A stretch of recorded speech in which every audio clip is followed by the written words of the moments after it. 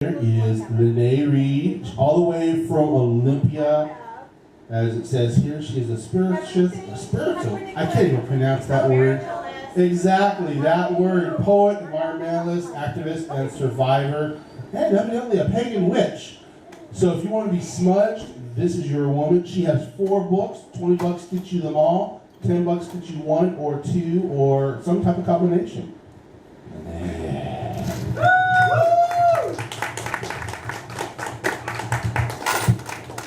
All right, Everett, how you doing? Okay, is this good? Do you hear me? All right. Hello, my name is Lennée, and I am just going to jump right into my set. All right, this is Temple of Poetry. Welcome to the Temple of Poetry. See, you and me are initiates in the sacred arts of listening and giving a shit. Our most devout will gladly shout truth from rooftops. We place authenticity on a pedestal, kneel to the word in all its forms, open chat books, and read the prayers of warriors. Here we are blessed to experience life through the eyes of another, receive the sacraments of goosebumps, tears, and jaw drops. Be baptized in an inky blood of courage. Intolerance and ignorance are crucified here, punctured by nails of truth. Here we are crowned with thorns, tearing our minds, and we find healing through releasing the pain. Let us resurrect this day, a revolution blessed with information. You see, the truth sanctifies from pulpits just like soapboxes and stages, as muses dance off the tips of tongues and convert your heart to open. Woo! Yeah. So listen, as poetry pours soul into the cup of your mind, and I thank you for spending your time here with me in my sanctuary, poetry. Woo!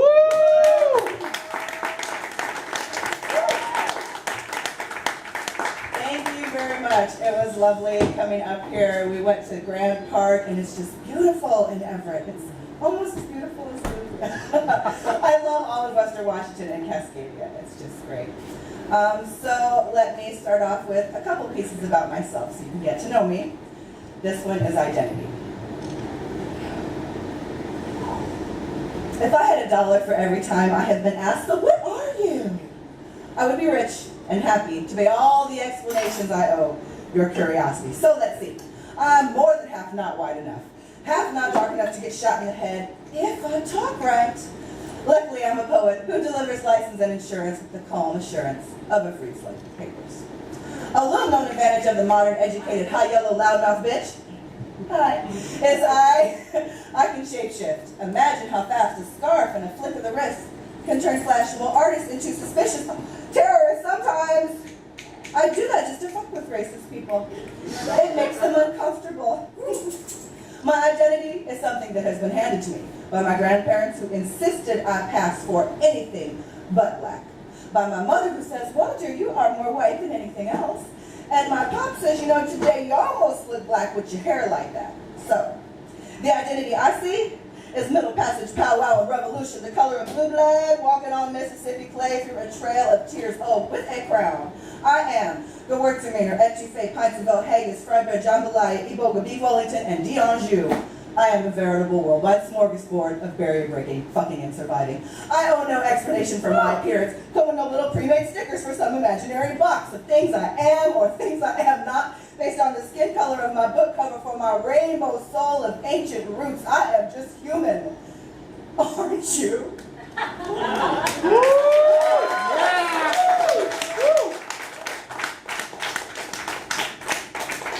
Thank you. I'm going to do one more slam poem for you, and then I'm going to slow it down. This is Call Me Queen. I hear people seriously talking about pronouns. He, she, they, them, ze, them. And I'm like, oh, hey, that's cool. That's cool. I would love it if people knew how to talk to me right, too. So let's get this clear. I am not your baby girl, sweetie, honey, or boo. No. I like the sound of your majesty, and nothing less will do.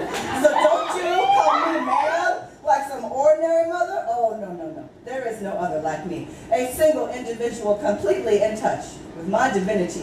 Call me Queen, Regina, Her Royal Highness, the shit. I have risen above, overcome, reached heights higher. Call me Goddess. I bring light from the darkness like Luna. My womb rides the moon.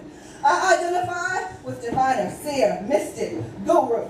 So don't you come and be talking shit. Well, I am nobody's bitch. In fact, if you fuck with me, I will show you which conjurer of poems that cast spells, cauldrons of soup that heal wounds.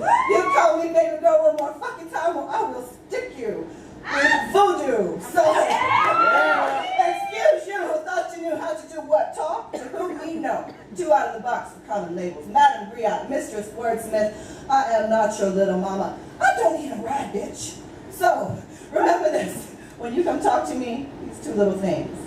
My name is Lennée, and I will answer to my queen.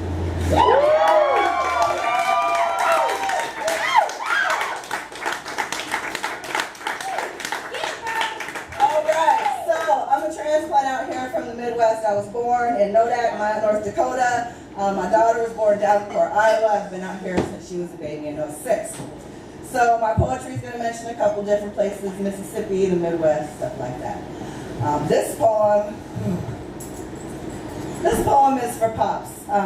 Pops is not my bio dad, but Pops like that's that person where that's my Pops, that's my uncle, that's my person. So this is for Pops.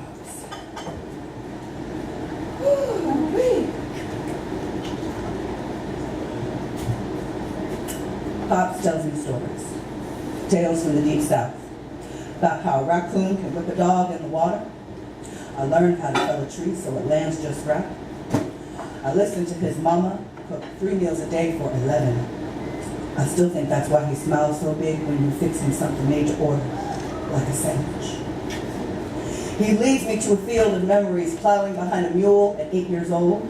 We go to cane mills, remove the slag off the top as millstone rolls with the clock of a workhorse, juicy sweetness. I hear how to keep my fingers. I listen to the weight of the 65-pound basket of cotton on the back of a child who counts pennies for shot to hunt rabbits for supper, not a deer. He never could bring himself to kill them. I hear the sound of sitting on the porch with a rifle. I hear his heartbeat and a drop of sweat trickle off his brow. I hear a murder of Jim Crows pass over the family home. Sister safe in the house, threshold blessed with his own blood, toil, and prayers. He was good at security with his strong black 6 foot who knows what body that was too young for the draft but fought battles of his own. I've heard where his boys were raised, sent to college, seen on TV in various athletics. I've heard from whence they came. Grandchildren of 2 preachers' children who raised a family on 60 acres and a mule in Mississippi. For a few, a slice of that tale is true. Walnut and peach trees, cornbread and collard greens, barbecue and fish fry, ham hocks and poke salad runs through their veins just like dominoes and spades. He is the great migration from southern farm to northern factory. I have heard a person passes out when their arm is mangled in a meat grinder up to here. I have heard the pain of living a long life filled to the brim with loved ones. He knows more hurt than dead people like I can name. He speaks to me of them. His cousin at 80 stabbed 13 times by her grandson and how she's still living. Brother-in-law drowned in the Mississippi, cousins killed in wars, nephews in and out of prison for no good reason. People who died on his watch at work, died in his home, his own brother. He says, I worked every day for work. There was work. Pops tells me stories, tales from the deep south, scenes of raccoons whipping dogs in the water, and trees fell just right.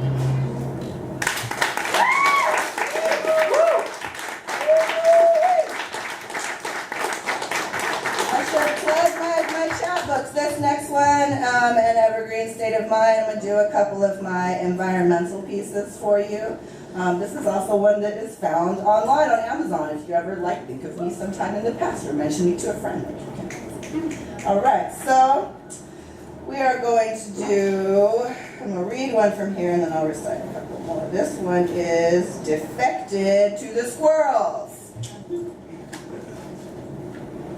Today I defect and join the squirrels. They live in trees with no building permits, cops, jails, or taxes. Now, I have seen treehouse masters and totally agree. Trees make just as good a foundation as concrete. Free. Squirrels know how people are. Stay away from most of them, at least arm's length. Many will kill you, eat you, run you over. Only if you ever stop, say hi, hang out, share peanuts. Free like we plant the forest, not Arbor Day or Weyerhaeuser. Squirrels work hard. Take care of family. They adopt each other's babies. They communicate with the heavens. Look out on the forest to warn predators are coming. Smoke, fire, storm. Squirrels see the world and speak. Plan for the future keep, scatter seed, chatter and whip their tails around. Yep, that's me, defected to the squirrels.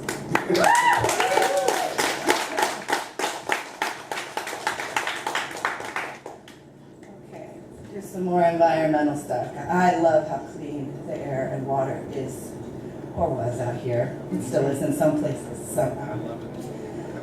This is signs from the shore. Acid, it stings.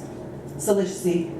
My feet in the water of the beach at Hempfest burn like the roach of a joint, the fire too close to my skin. Base is smooth. Olympia bays. Feet on the shore, hands in the water, barefoot, slick like extra smooth conditioner running down my arm into the drain. Neurotoxin, it degenerates. Mississippi Delta, shrimp in the water lose their eyes to dispersants. Generations of Cajun traditions lost, like the prophets of Deepwater Horizon. Becquerel, it boils. Sea of Japan, nothing in the water off the coast of Fukushima. Melted down reactor core poaches Mother Earth, and she screams like a lobster. H2O, it purified. Holy water. Gone are the days of immersion into sacred Jordan. Living, breathing, grounding, fresh water. Fracking baptismal full of cancerous. Pollution. It stings and slips and boils and slicks. It's just sickening. Acid rain, it tries to fight back. The gods attack us in days past with waters that flee before a tsunami. And yet still we ignore all these signs from the shore. Yes. Woo!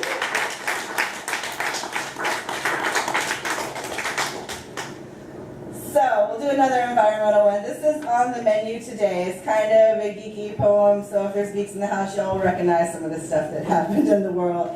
And really, poetry is such a way to process everything. I'm sure all of you guys know that. And for a while there, I was just like, oh my God, the world is falling apart, the sky is falling. And so this was my poem to try and deal with that.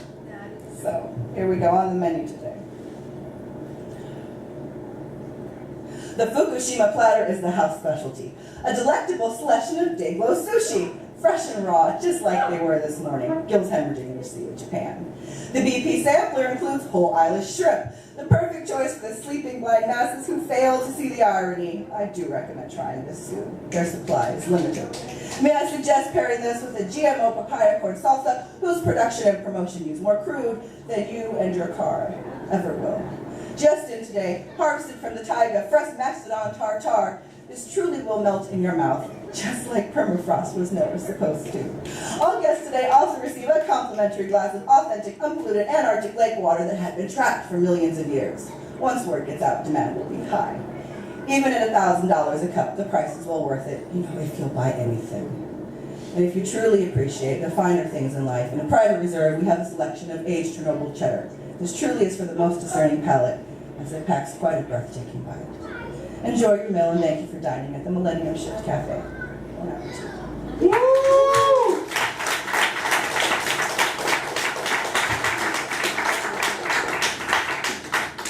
So, might as well do it. Trigger warning.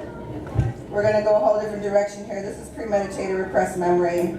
This got me through a lot of slams. I was in the folk life slam. I'm in the national team for Olympia. I got a net slam. Won't be going to nationals, but I made the team. And Say that. So, yeah, this is trigger warning for fucked up shit. Poetry that's fucked up and shit also has poems like bullshit. So, there you go. All right.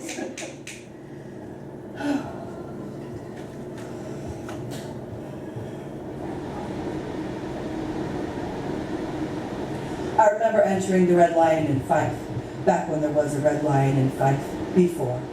I remember. Drinking Cisco at Mad Dog with a bunch of thugs twice my age who knew that shit would fuck up a 12-year-old before I couldn't move. I remember barely dragging my arm down the side of my body, frozen pinned face down on a bed, pounded nailed into a coffin, youth dead. I remember when he went for his turn last. I said, please don't, it hurts. And he didn't. I don't remember one other person. Then I remember 5 seconds of blood and puke in the shower. They threw me in the shower when they were done. Finally, it was over. I remember 4 seconds, stumbling down the stairs the next day, not feeling cute in my red and black striped dress and black patent leather shoes. I had no socks. And everything stung and hurt and burned. I didn't know why.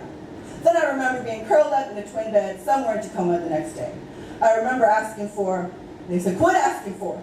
I remember asking for the one person who didn't literally fuck me. I think I remember. They gave me some painkillers, shut her up. I don't remember how I got home. But Summer's Eve wasn't going to fix this. Then I remember 3 seconds, the looks on the doctors' and nurses' faces. 2 seconds, they said hamburger. 1 second, they took pictures. I remember the day they got not him and let him go. He was no snitch, just like most. I remember it was a week before I would eat, before I could pee, before they took the second infiltrated IV out of my foot and sent me home. It took over 20 years, repressed memory. Those sick, twisted fantasies, repressed memory. It took decades to understand. Repressed memory. Oh my God, they wouldn't stop. Repressed memory. If you touch me, I will slit your goddamn throat. Repressed memory. Why do I say that to you? Repressed memory. I got raped. I was in the hospital for a week. My mom bought me flowers. That's all I remember. Woo!